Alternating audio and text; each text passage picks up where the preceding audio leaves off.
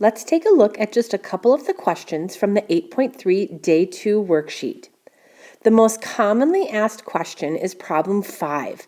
The picture is given to you, but we have to recognize some things on that picture that aren't already marked. It says on a map, Minneapolis is 165 millimeters west of Albany. Phoenix is 260 millimeters from Minneapolis, and Phoenix is 368 millimeters from Albany.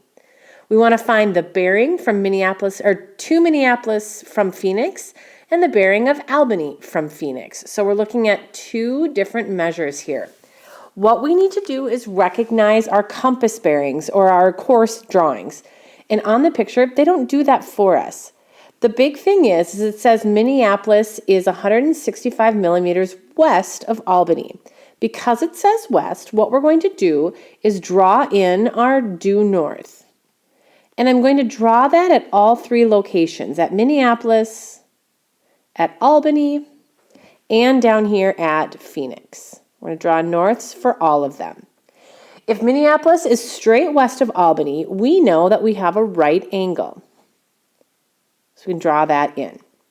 We're asked to find the bearing of Minneapolis from Phoenix. So we're asked to find this measure right here. That's one thing. I'm going to call that A because that's what we're asked to find in that first question. Then we're asked to find the bearing of Albany from Phoenix. So in Albany from Phoenix, that angle is just a little bit more. So it's the included part right here. So that would be part B.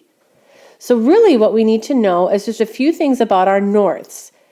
Let's see, how can we use law of sines or law of cosines?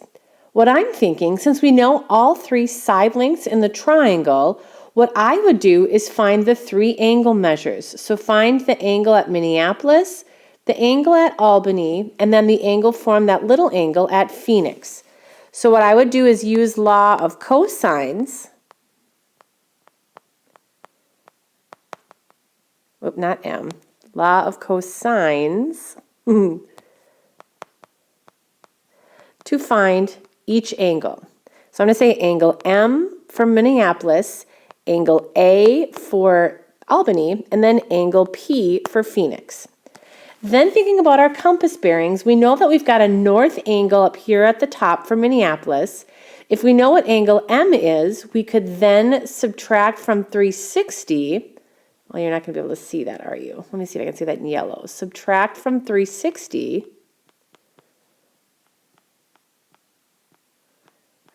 And that would give you this angle right here. Then that would give you this angle down here if you subtract from 180. Remember that two inside angles have to be supplementary. And once you get that little angle in yellow here, you'd have the answer for part A.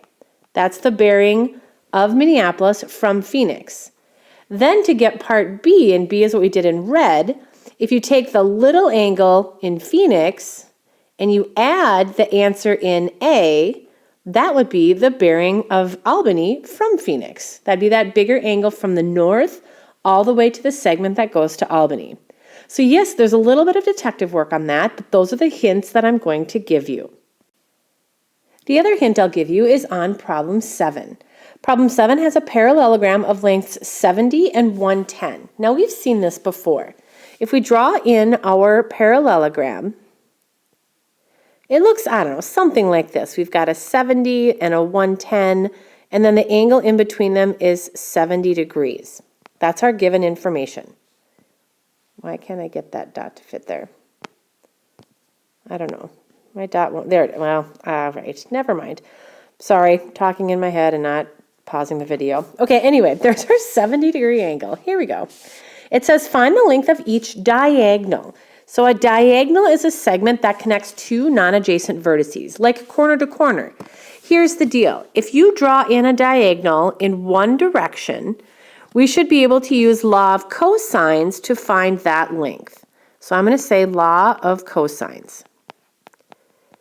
However, when you draw your diagonal in the other direction, the values change ever so slightly. So I'm just going to draw a new picture.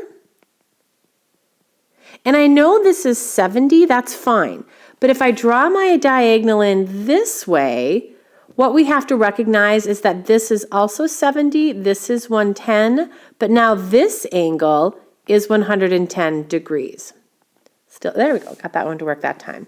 So now we're going to have to do law of cosines again with that different angle measure. And that will give us the length of each diagonal.